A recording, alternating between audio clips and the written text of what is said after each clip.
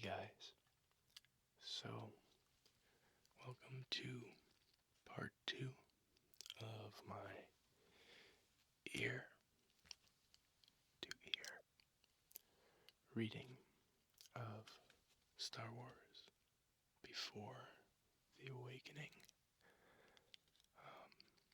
We are probably going to be doing each chapter in 3 parts, but we'll see how it goes. Being where I'm situated geographically, I have small periods of time that I can record in without any crazy background noise. So, I guess no point in any delay. Let's just get started. So, if I'm correct, we left this on page 14.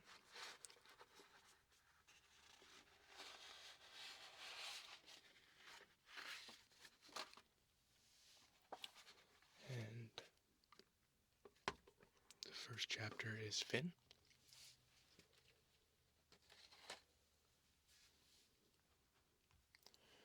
For anyone who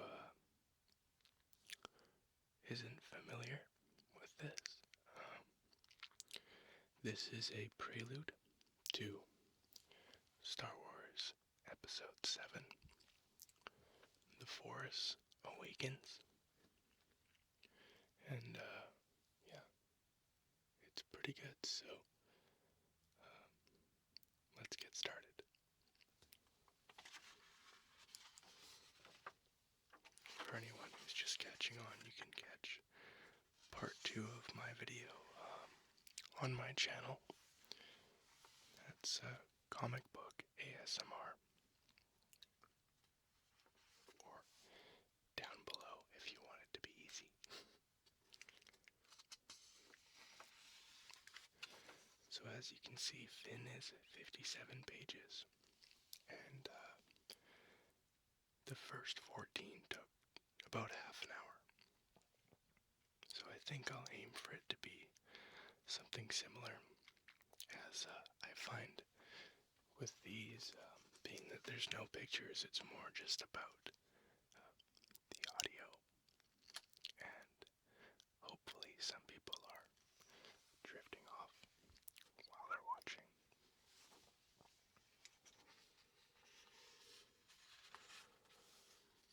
Let's get all caught up here. So, we'll start from where we left off.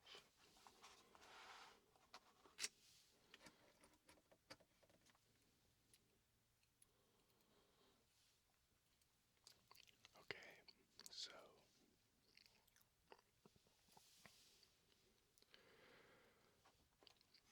we'll start right here. And we come back in the middle of a conversation between General Hux and Captain Phasma.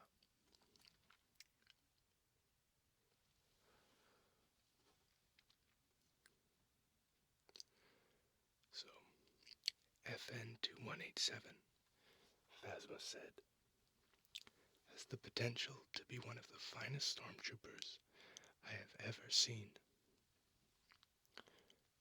And from what I've just observed, Captain, I agree.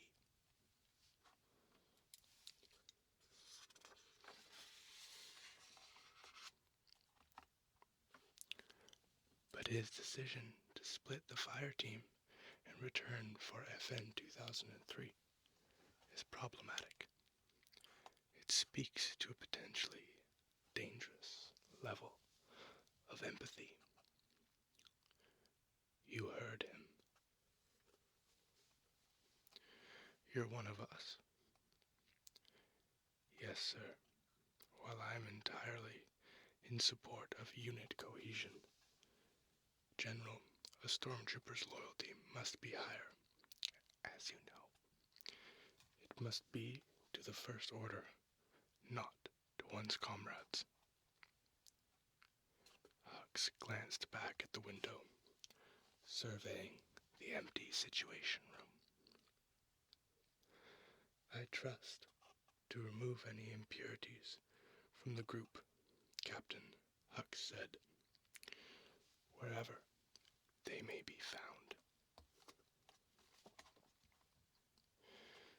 The briefing room, like every other section of the base where Captain Phasma oversaw their training, was featureless to the point of sterile.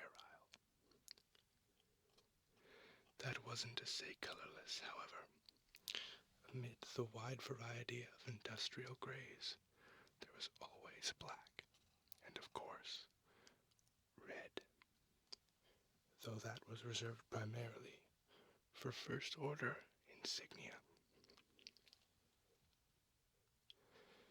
It was when the helmets came off the stormtroopers in training that the real color emerged, in Slip's pale complexion and hazel eyes, in Nine's almost frighteningly blue eyes and red hair, in the scar that had healed along Zero's cheek, contrasting lighter against his dark brown skin,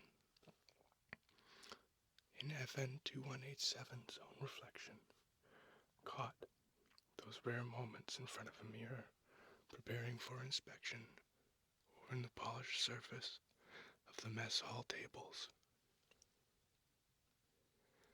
In their armor, they were all the same, and that was the point. He understood, but he took pleasure in the moments when he could see their variety and diversity.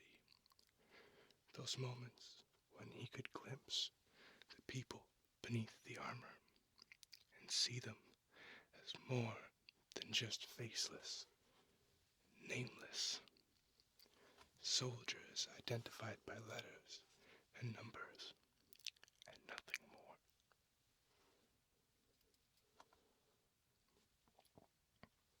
He didn't know much about life outside of training, and had little in the way of memories of a time before.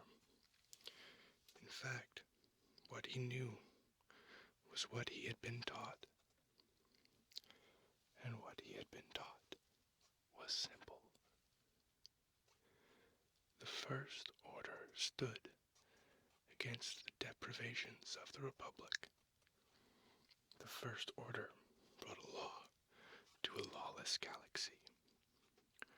What little he had seen of the galaxy had been filtered through his training, through the eyes of the First Order. But there was no need, or even reason, to doubt its truth. Still, he wanted to see it with his own eyes.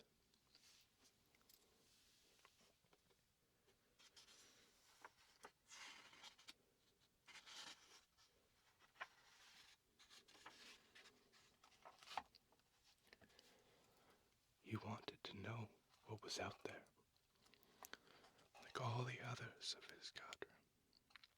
He was waiting for that day when they would first be deployed, when they would take their skills and their training and finally get out to apply them in the service of the First Order at the command of the Supreme Leader. He was waiting for his chance to defend the people of the galaxy against all those who would threaten it. Those were his thoughts as he sat in the briefing room with Slip and Nines and Zeros.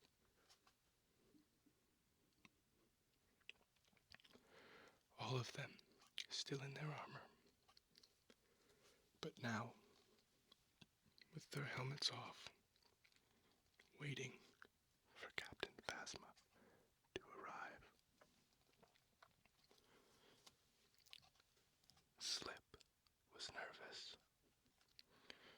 2187 could see even if 9s and 0s were not. FN 2187 wasn't certain how he should be feeling. He knew, empirically, that he had done well. He had, in fact, been responsible for the successful completion of the simulation. That should have been enough to give him a sense of pride, if not accomplishment. Yet he could not shake the feeling that he had somehow made a mistake, had in some way stepped wrong.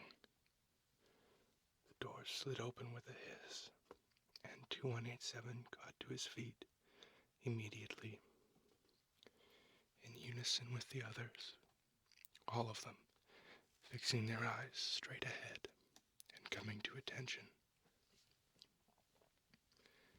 Captain Phasma moved into the room with the same authority and purpose, the same flawless precision, which with she seemed to do everything.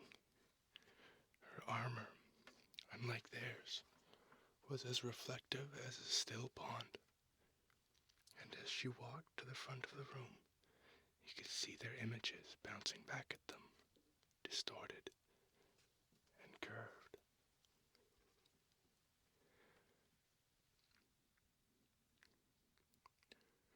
Captain Phasma faced them, surveyed them, and then said, "Adequate."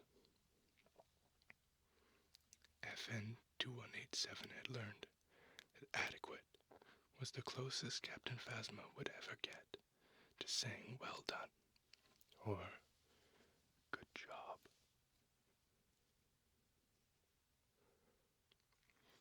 FN 2000, "You're wasting ammunition," Phasma continued.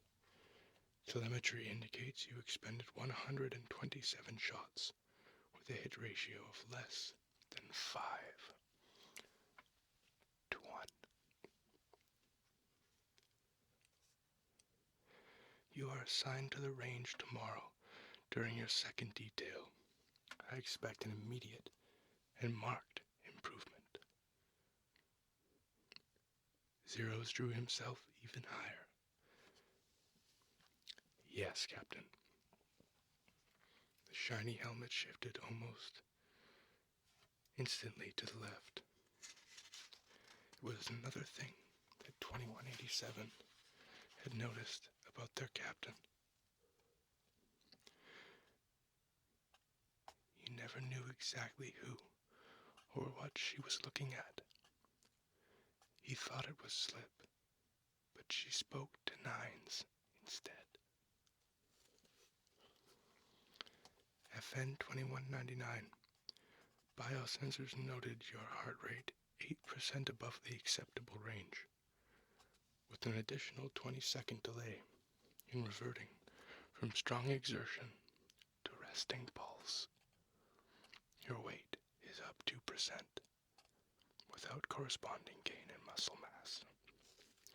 Your meals are being modified, and you will begin additional physical training tomorrow.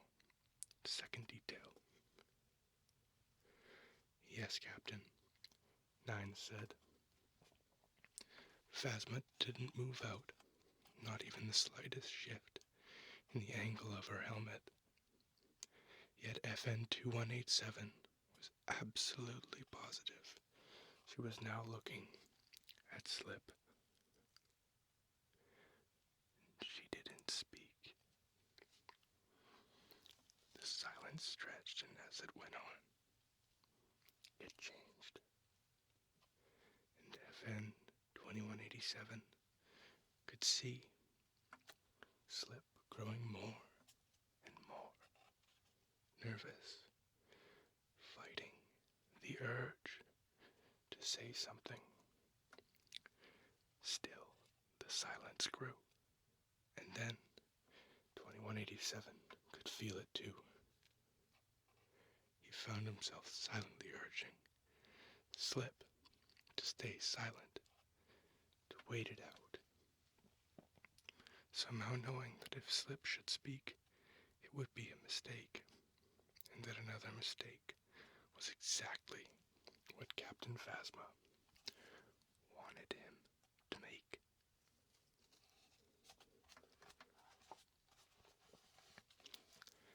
At last she said, FN 2187, your targeting was exemplary.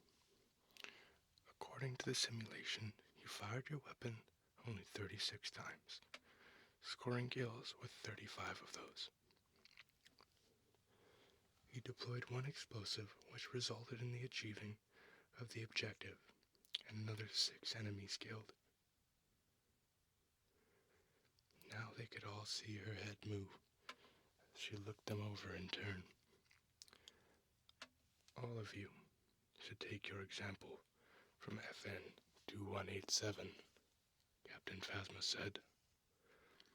You are dismissed. FN 2187. Stay.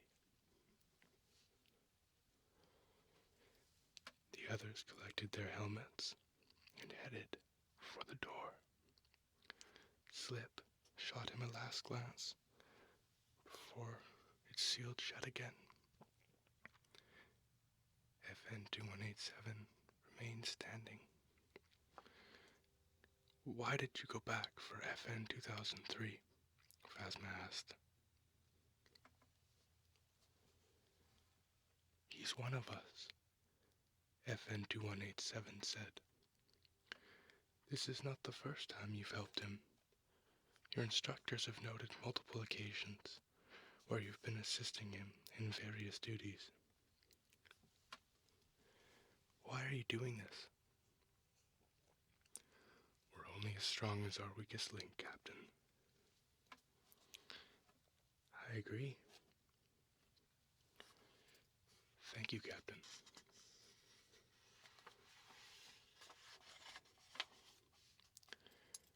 I wanted to stop. He blinked, surprised. Captain? We're only as strong as our weakest link, FN 2187. While you believe you are attempting to strengthen the weak link, I assure you that it is not what you are actually doing. Rather than fixing the problem, you are allowing it to persist. As a result, you are in fact weakening the whole. Further, you are weakening yourself. FN 2187 frowned, brow furrowing. Captain Phasma, I don't. You have great potential, 2187. You are officer core material. Your duty is to the First Order, above everything. Nothing else comes before that. FN 2003 must stand or fall on his own. If he stands, the Order is strengthened. If he falls, the Order is spared his weakness. Am I understood? Yes, Captain. I sense hesitation. No, Captain. None. Then it will stop. He swallowed and nodded. Yes, Captain. Then that is all. You are dismissed.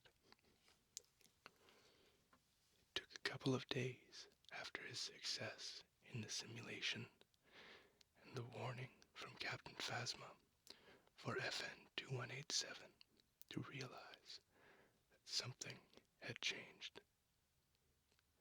Activity in the base, in their training, seemed on the uptick. A new, quiet urgency pervading everything they did, everything they were expected to do.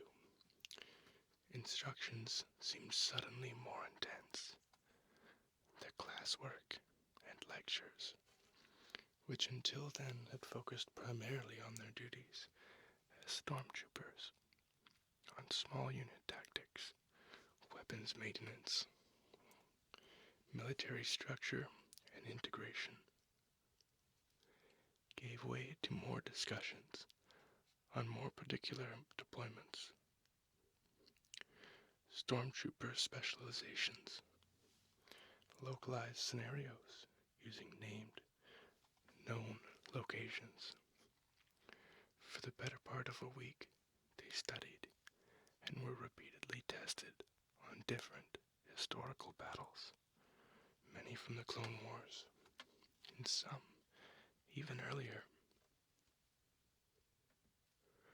They were stormtroopers, but they weren't quite.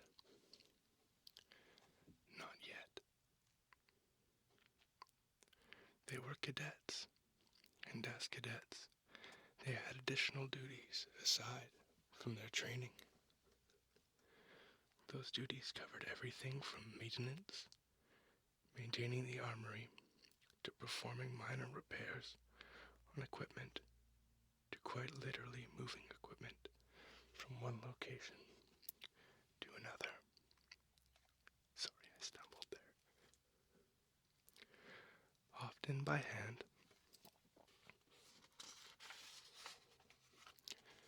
and frequently with the assistance of the heavy lifter droids, when whatever was to be moved was too big to be moved manually.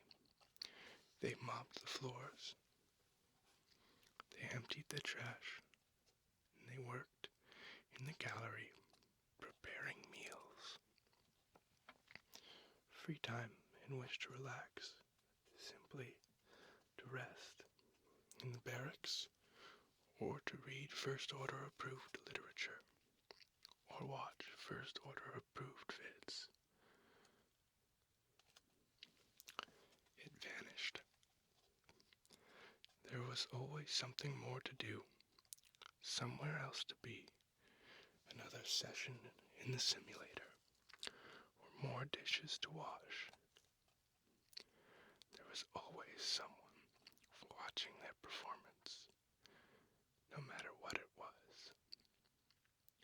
Someone to tell them that they needed to work faster, work harder, that they had to be better. It didn't leave a lot of time to think, and FN2187 began to wonder if that wasn't the point. As grueling as their schedule had become, it was Slip who took the worst of it.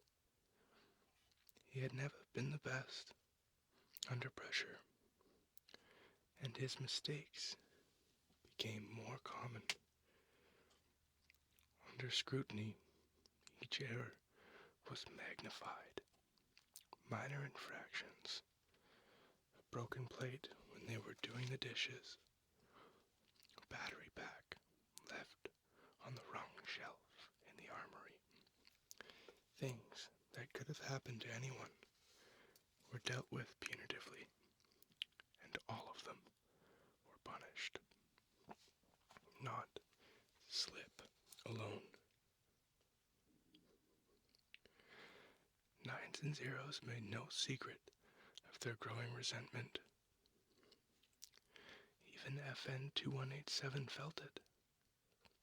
He could see Slip struggling,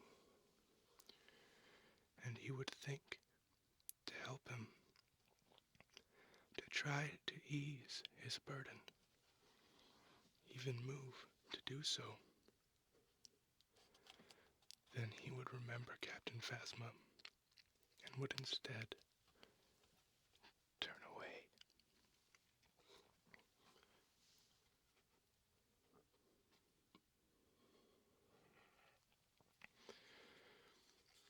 He didn't like how that made him feel, almost like he was sick, like there was something sitting deep in his stomach that didn't agree with him.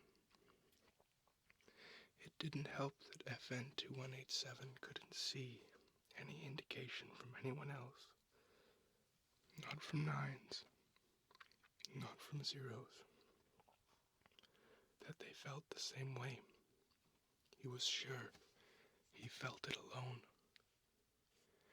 He began to wonder if there was something wrong with him.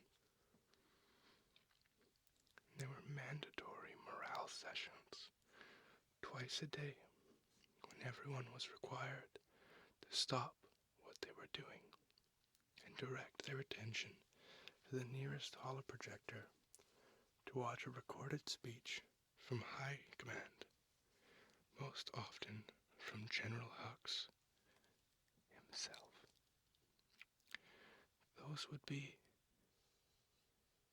interpreted with news feeds showing the deplorable conditions throughout the Republic.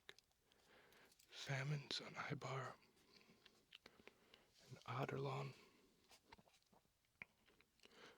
the brutal suppression of the population of Balamak, the unchecked alien advances throughout the Outer Rim. There would always be at least one story to follow about a First Order victory. The liberation of a labor camp on Iktoch, or a fleet battle in the Bormea sector.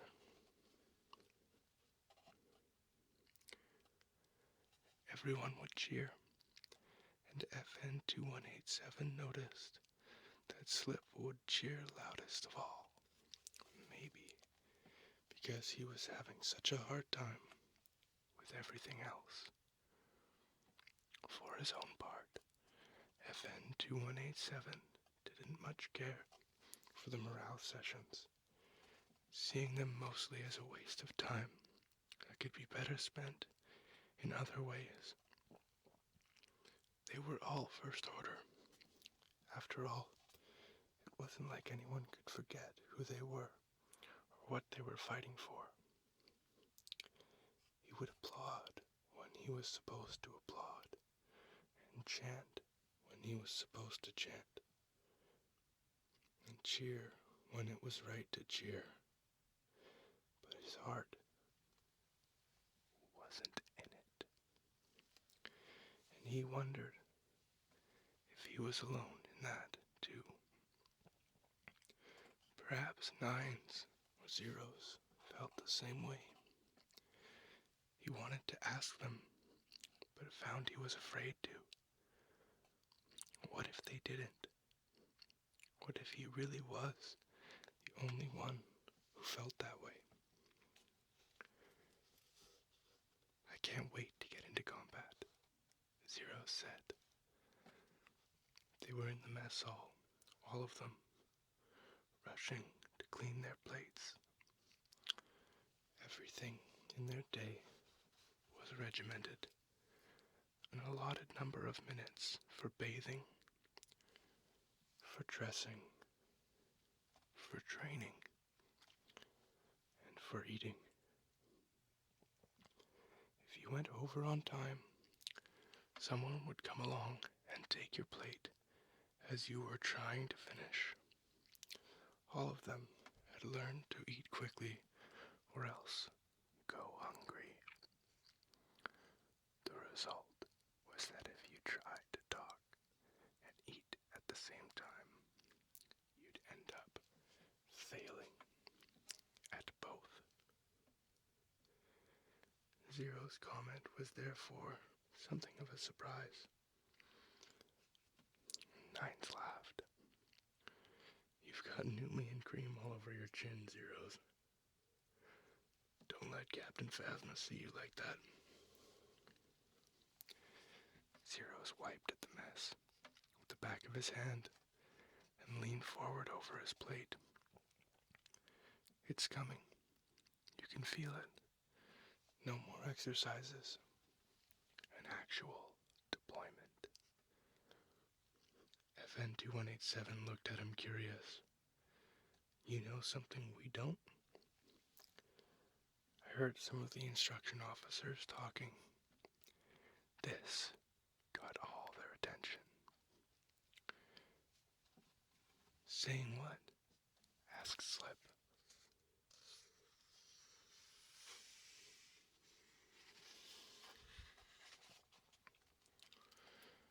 They're accelerating our training.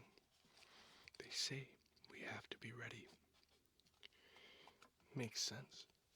FN-2187 used the corner of a chunk of meal bread to wipe up the last of the cream on his plate. The meal, like so many others, hadn't been designed for flavor as much as efficiency. Slivers of overcooked meat in a Numian sauce that tasted more like chalk than anything else. But it was filling and provided energy. And that was the point. I hope it's soon, Slip said. I hope it's soon. Don't hope it's too soon. Nines drained his glass, then set it down hard and stared at Slip. Way you're going, your first deployment might be your last. Hey, FN-2187 said. He's one of us. We're in this together. Nines and zeros exchanged looks. Yeah, Zeros asked. He's going. Well, way he's going. I'd rather it just be the three of us. The look on Slip's face said it all. It said more. It made FN-2187 wonder if he didn't have doubts too. Maybe FN-2187 wasn't alone in what he was feeling after all. Whatever the reasons for it, whether Zeros could be believed or not, their training did accelerate. They were in simulators too, 3 times a day, sometimes running combat missions as a single fire team, and sometimes working in concert with the other members of a larger squad. Twice they participated in multi-force battles, base assaults, where their simulator was tied to the action in 50 others, all of them running at the same time. They were massive engagements with full air support, advancing armor, even orbital.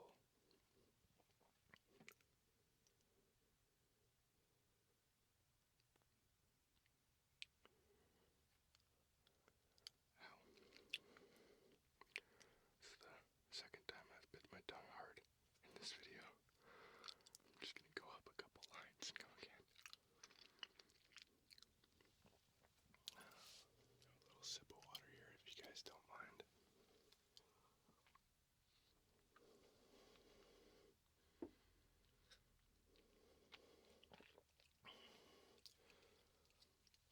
I'm telling you guys, I got a bad habit of biting my tongue when I'm making these videos.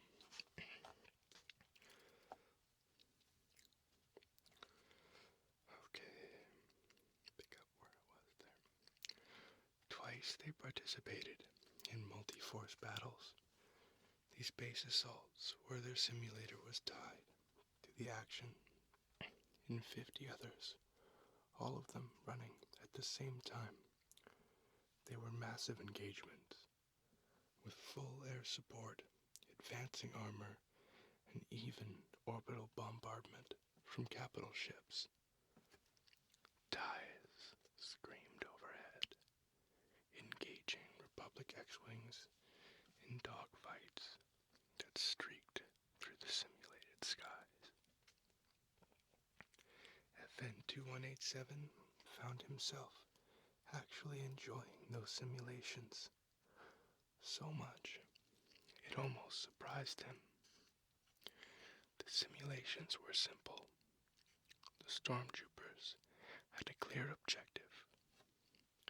They knew who the enemy was. And honestly, as serious as the simulations could be, they were ultimately just games. Once he knew he played well in that kind of environment, it was easier to heed Captain Phasma's advice, to let slip rise or fall on his own. When Slip went down, and he always went down, it didn't really matter, because none of it was real. Was it?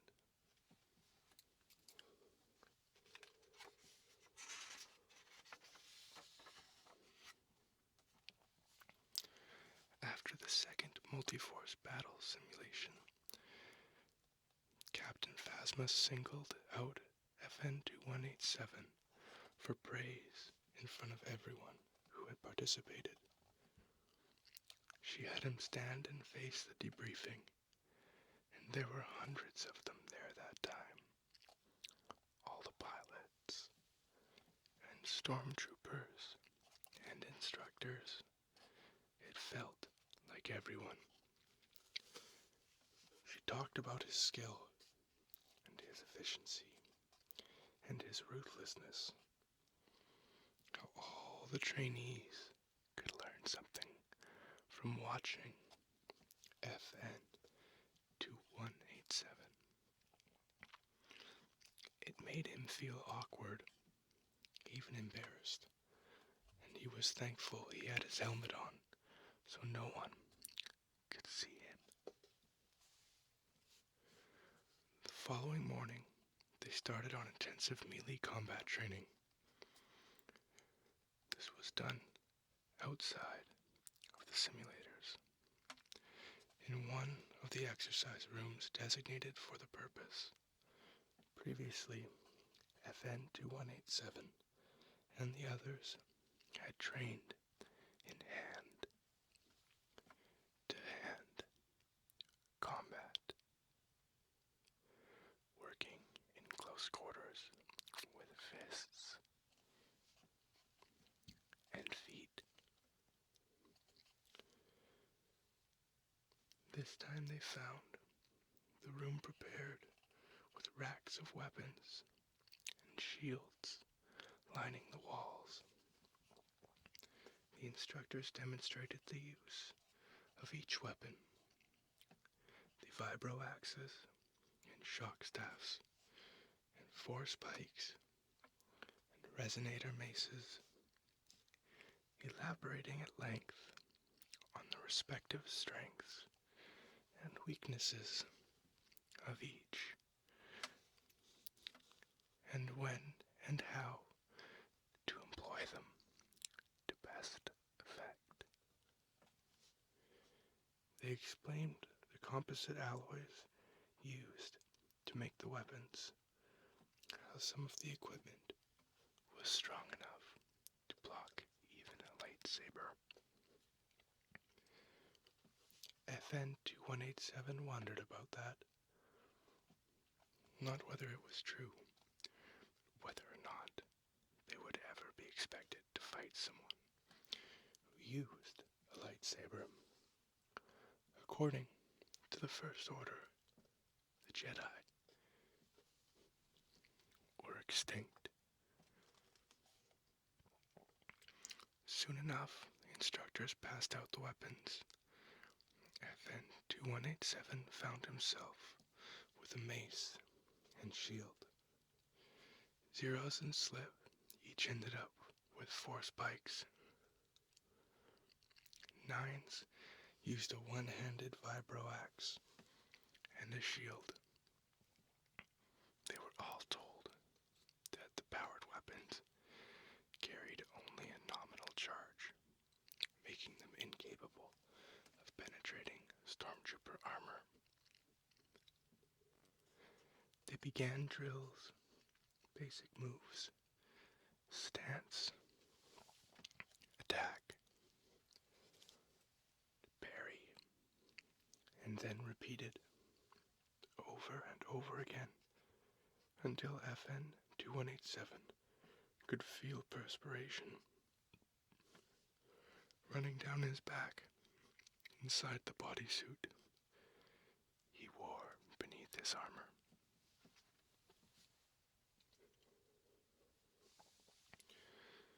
When they'd finished, his arms ached from the effort of maintaining the mace and shield.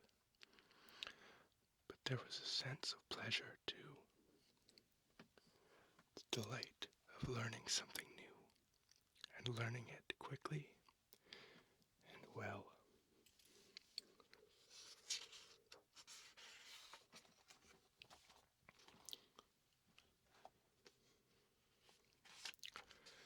We'll do one more page, maybe two more pages here.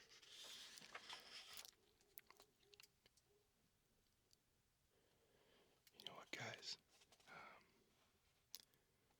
Yeah, I'll do two more here. Okay. Let's go back and just have a look at this picture here. I thought I heard my dog going crazy, so I was a little worried that that might have shot the video, but I hope that wasn't the case. Sorry, guys. It's a great image.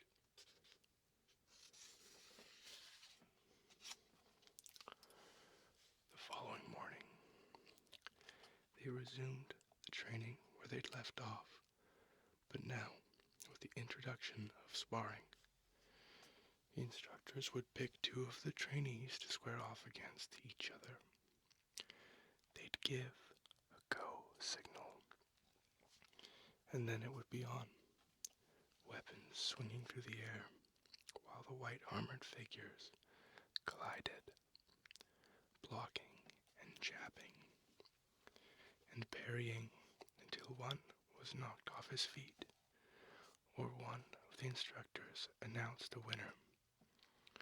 The losing combatant would return to the others, waiting their turns at the edges of the room, and the winners would remain, and it would start again. FN 2187 realized that powered or not, armored or not, their weapons could cause real damage.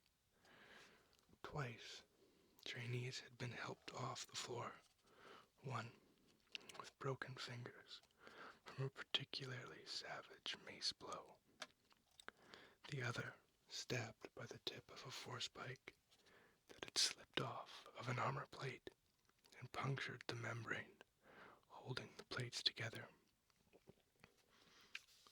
The slip was the first of their unit to be called onto the floor, and for a moment, while he watched his friend sparring, FN 2187 thought that he might be the one, that this might be the one thing at which Slip excelled.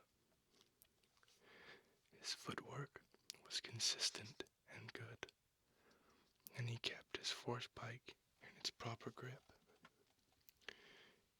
He didn't make any of the obvious mistakes, but it didn't last. Slip's opponent was using a pike of his own. They were exchanging blows for the sixth time, quick end to end, as if fighting with staffs. When suddenly Slip's opponent stepped back, spinning his pike in both hands over his head, and bore down with a blow that cracked so loud on the tops of Slip's helmet, it sounded like his helmet and his head had been split in two. Slip staggered, and his opponent flipped the staff and brought the opposite end up just as hard, smashing it into Slip's chin. Slip dropped like a stone, and when the instructors removed his helmet, FN 2187 could see blood coming from from his mouth. His vision looking unfocused, and Slip got back in line. The person who remained longest on the floor was Zeros. He went 4 bouts without falling, and then FN 2187 was called and ended his run. The force pike gave Zero's reach, and he went in strong, but FN 2187 had his shield,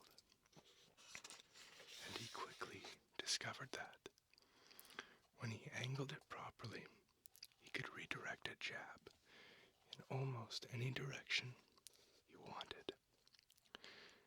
Zeros tried attacking 4 times, low, low, low, and then high, driving the pike with both hands towards 2187's heart. FN 2187 blocked, angling the shield to his right so that when the globe glanced off, Zeros was off balance and overextended.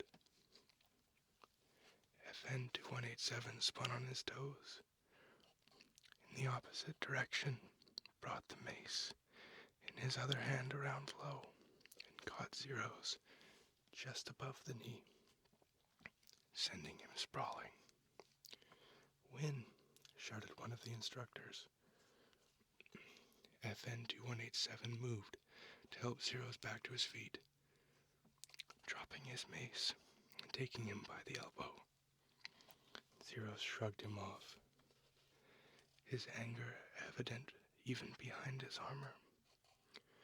FN 2187 figured that was because he'd broken Zero's streak. It was the start of FN 2187's own streak. However, the next trainee to go at him was from a different unit, the FO group, also armed with a mace and shield. The fight lasted 3 seconds. FN 2187 feinted an overhead blow with the mace, and when his opponent brought his shield up to parry it, he hit him instead with his own shield and knocked him flat. His next 2 opponents were also FO designations. Another with a force pike, and one with a shield and sword. The second of those took the longest, almost a full minute, before FN 2187 managed to knock away his opponent's shield, and then it was a simple matter of waiting for an opening and striking at the right time.